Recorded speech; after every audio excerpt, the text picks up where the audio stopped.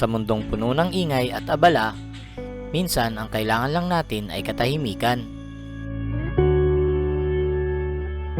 Isang lugar kung saan ang tanging maririnig mo ay ang bulong ng hangin at ang awit ng mga ibon.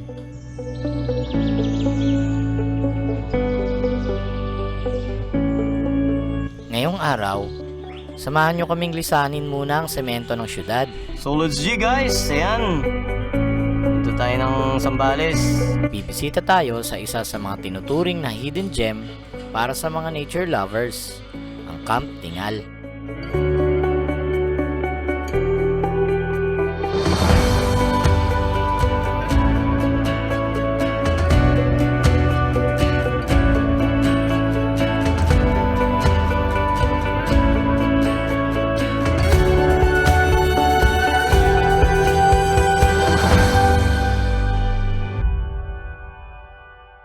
So let's G guys, ayan. Punta tayo ng Zambales. First time mag long ride nitong sasakyan natin. Sama natin yan si Papsing Naka Honda Brio. G!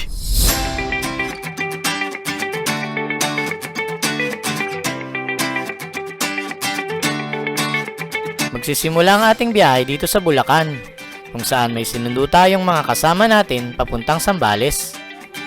Tinaglit lang natin Okay. Wala pa 30 minutes yun Wala pa 30 minutes. Morning! Pagkasundo natin sa mga kasama ay rekta na tayo sa biyahe.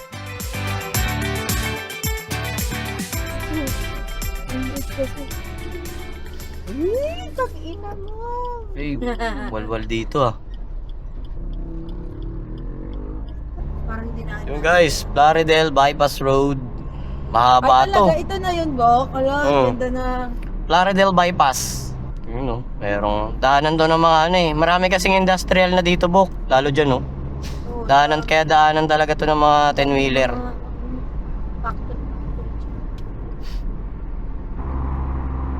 Ayan. May hams, Anong tawag doon, Bok? pangpagising. Pampagising. Ako din, alam ko din. Pag natutulog ka na.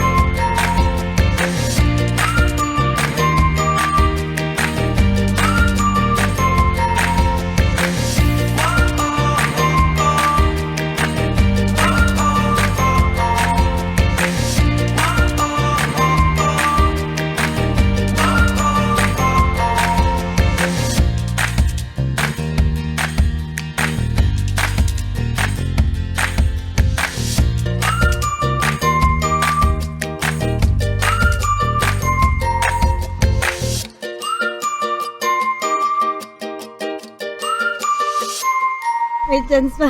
Ayun na, mga ka-G. Dito na tayo sa San Marcelino. Bayan ng San Marcelino. Bali, meron pa tayong 1 hour and 36 minutes. Hello! Nyari. Ano kayo? Dito na sa bayan ng San Marcelino. Ano kayo? Kumaliwa kayo? Diretso. So, nag-stop over muna kami kasi alas 12 na. Kumain muna kami ng matindi, na masarap. Mabilis lang ang biyahe. Sobrang na. Na lang. Sobra na mabilis. Dito tayo na yun. Maulan no? Kasi siya Oo. Ha? Bagyo no? Patikim. Punta kami dito, seaside guys. Wala kaming helmet Mulan. Talsik-talsik Sa bugyo mo ka Ilamos. Ilamos malala Paano? Grabe, no? Haba.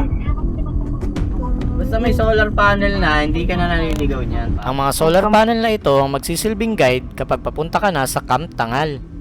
Kaya pag nakita nyo ito, nasa tamang daan kayo. May signal nga dito, no? Pero pahina ng pahina, Sa parting ito nga ay malapit na tayo sa resort. Malupit. Nag-Tokyo Drift. So, yun mga ka-G, malapit na tayo sa resort. At nandito na tayo sa parang looban papunta sa Camp Tingal. Pag ito, nakita nyo. Ayan. nakita niyo yung CST na yan, ibig sabihin, malapit na kayo magbayad ng private property. Hindi, mapunta na yan sa Camp Sitio. Ngunit di namin inaasahan ang mga sunod na mangyayari. Lalo kay Pops mo, lower siya. Kaya nga eh. Baba ng ground clearance niya. Grabe naman po yung daanan ninyo. Hindi nyo man lang sinemento. Paano kapag may kasalubong dito?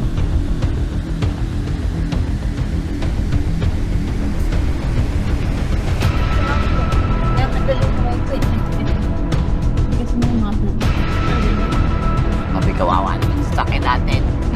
Ano ba itong lugar na pinunta natin? Dito nga ay ilang lubak pa ang nadaanan namin. Ngunit sa kagustuhan namin makarating sa resort, nagtuloy-tuloy pa rin kami sa biyahe. Ano may naglalatag na dun, ibig sabihin sa kabila nito. Ayan na, papasok. Ayan na guys. Kita niyo ba yan?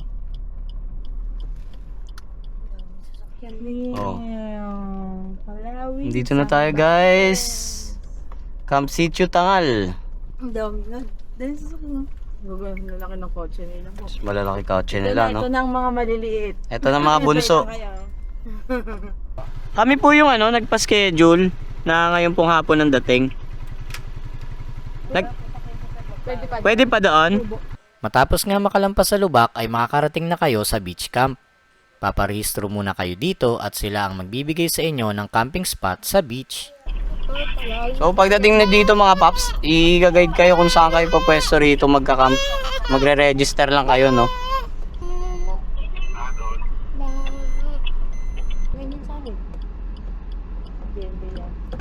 Pwede pala tayo dito pag binagyo. Pwede pa tayo matulog sa sakyan. Malapit lang sa sakyan eh.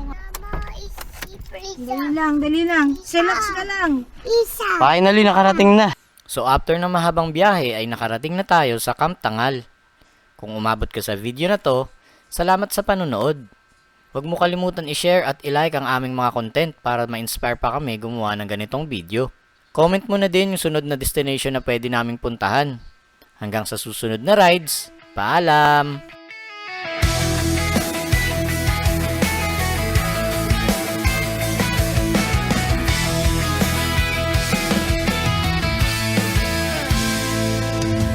Pag ako'y binibiro mo ang lahat ng yan sa akin totoo, mga titig